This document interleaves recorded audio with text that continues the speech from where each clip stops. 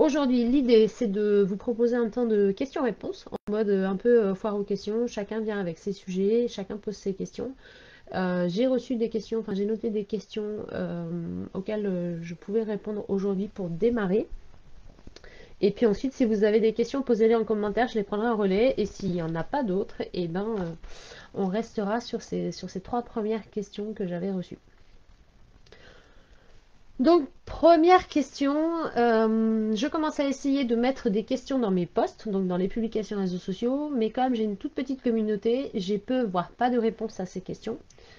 Et je me dis qu'un post avec une question sans réponse, ça donne l'impression aux nouveaux arrivants, qu'il n'y a aucune communauté active sur mon compte. Ton avis?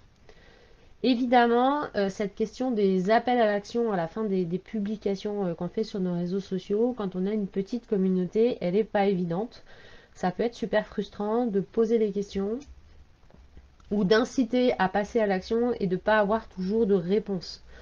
Ce qu'il faut savoir, c'est qu'il ne faut pas lâcher parce qu'il y a forcément des publications sur lesquelles il va se passer des choses, sur lesquelles il va y avoir une émotion pour le lecteur, sur lequel le lecteur va se sentir impliqué, concerné, il va se dire ah j'ai envie de partager parce que je m'y retrouve, parce que oui moi aussi je me pose cette question-là. Et donc à un moment donné, il va se passer quelque chose. Donc un, il ne faut pas lâcher. Il faut aussi deux, tester plein de choses possibles. Il ne faut pas hésiter à poser des questions, pas inciter à passer à l'action. C'est pas pour rien que ça s'appelle en anglais un call to action, donc d'inviter à une action. Ça peut être de mettre un commentaire, ça peut être de participer à un challenge, de participer à un live comme on est en train de faire là, de s'inscrire à une newsletter. Enfin voilà, dans un contenu égale un appel à l'action.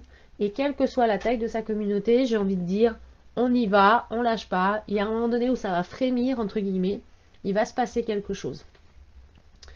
Et ce qu'il faut aussi avoir en tête, c'est le contexte sur les réseaux sociaux. Tout le monde n'interagit pas. Tout le monde n'a pas envie d'agir. Il y a beaucoup de gens qui sont très passifs. On pourrait appliquer la règle du 80-20. Donc il y a toujours ce fameux pourcentage des 80% de personnes, donc la majorité des gens en fait, même plus que la majorité, qui est là, qui regarde et qui note, hein, qui va vous en reparler quand vous allez les voir les gens dans la vraie vie, mais qui ne sera pas actif, qui ne passera pas à l'action, qui est juste là en observation, et c'est tout à fait ok. Donc ça ne veut pas dire qu'il ne faut pas mettre d'appel à l'action dans ces posts. La deuxième question qui est venue à moi hier, c'est en ce moment il y a un challenge entrepreneur lancé sur les réseaux sociaux par Julie du salon de thé La Bulle. C'était du coup la réflexion de dire bah, il a déjà démarré depuis quelques jours, bah, moi j'ai raté le coche quoi.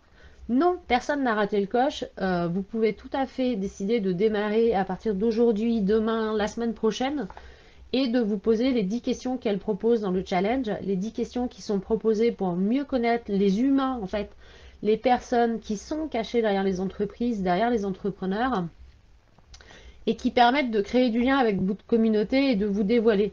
Donc démarrez quand vous êtes prêts. Si c'est lundi prochain, c'est lundi prochain. Voilà, taguez la bulle avec Julie qui a créé et lancé le challenge, mais allez-y, appropriez-vous l'outil. Et c'est aussi un bon moyen de se faire connaître, de se dévoiler un peu plus, de mettre sa photo, de se rendre humain aussi, parce que oui, il y a des humains derrière les entreprises et on n'est pas juste là pour faire du chiffre d'affaires, on est avant tout là aussi pour créer une relation avec les gens. Et si ça en plus ça débouche sur de la réciprocité et un échange de services en échange d'une rémunération, et bien tant mieux. Mais avant tout, c'est la relation humaine et c'est pas parce qu'on est sur un réseau social que justement la relation humaine, elle doit être oubliée, puisque avant tout, c'est un réseau social. Donc on y va cool. Quand vous pouvez, mettez-le dans votre agenda parce que c'est une belle opportunité à saisir et qu'en plus, ça va vous donner des idées de publication. Si ça vous plaît pas, le faites pas, il n'y a aucune obligation. Et si ça vous botte, bah, lancez-vous quand ça rentre dans votre agenda et dans votre calendrier de réseaux sociaux. La troisième question que vous avez notée, c'était je ne sais pas quoi dire justement sur mes réseaux sociaux. Bah, je ne sais pas quoi dire sur mes réseaux sociaux, c'est quelque chose qui revient très souvent. C'est tout à fait ok. Pour ça, l'idée c'est de profiter des fameux marronniers, de profiter des conversations avec vos clients, de profiter des questions qu'on vous pose pour vous dire bon ok, bah du coup qu'est-ce que ça m'amène, qu'est-ce que je pourrais me dire, qu'est-ce que je pourrais partager? Quelle est la question qu'on me pose le plus souvent? Eh ben ok, ben, je peux y répondre sur mes réseaux. Tiens, j'ai eu cette conversation avec un prospect ou j'ai eu cette conversation avec un client, bah, ça veut dire qu'il s'interroge sur cette thématique-là. Donc, ça veut dire que c'est quelque chose que je peux raconter sur mes réseaux. Euh, les fameux marronniers, c'est toutes les dates qu'on a dans l'agenda, qu'on connaît tous. Donc là, le prochain grand marronnier, ça peut être la Chandeleur ou ça peut être la Saint-Valentin. Au mois de mars, la journée de la femme. Au mois d'avril, il y aura Pâques et les chocolats. Au mois de mai, il y aura la fête des mères. Enfin voilà, c'est ça les marronniers. Je pense que vous avez compris. Ce qui est intéressant, c'est de s'en servir quand on n'a pas d'idée pour rebondir, de se l'approprier en se disant, ben moi, mon activité, c'est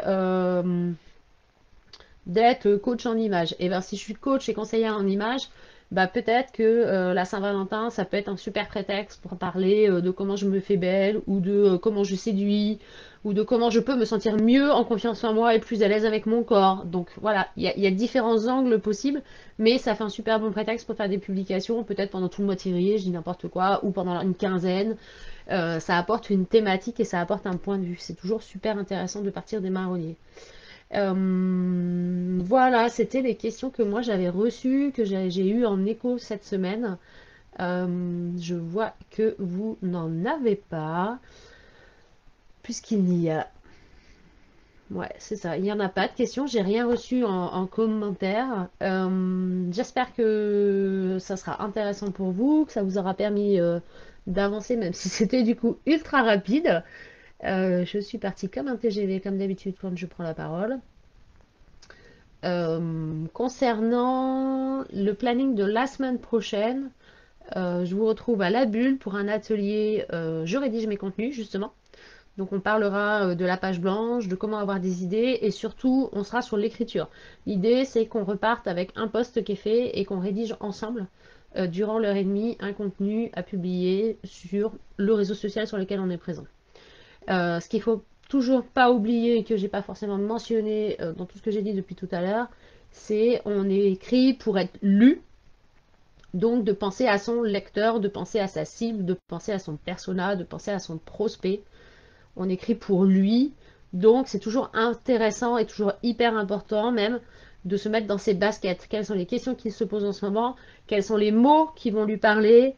Quels sont les accroches? Est-ce qu'il est plutôt emoji ou est-ce qu'il est plutôt photo? Est-ce qu'il est plutôt vidéo? Est-ce qu'il est plutôt audio? Enfin, de vraiment avoir tout ça en tête au moment où on est en création de contenu en fait. Voilà, c'était le dernier point que je voulais vous partager. Donc du coup, je vous donne rendez-vous jeudi prochain à la Bulle à 14 h. Inscrivez-vous sur le site. Je vais mettre le lien en bas du live, comme d'habitude. Et puis vendredi prochain, on a un rendez-vous entrepreneur pour le réseautage. Donc ça sera aussi à la Bulle et je serai ravie de vous y retrouver également. Je vous souhaite une très bonne fin de semaine, un très bon week-end, profitez bien et je vous dis à bientôt. Ciao ciao.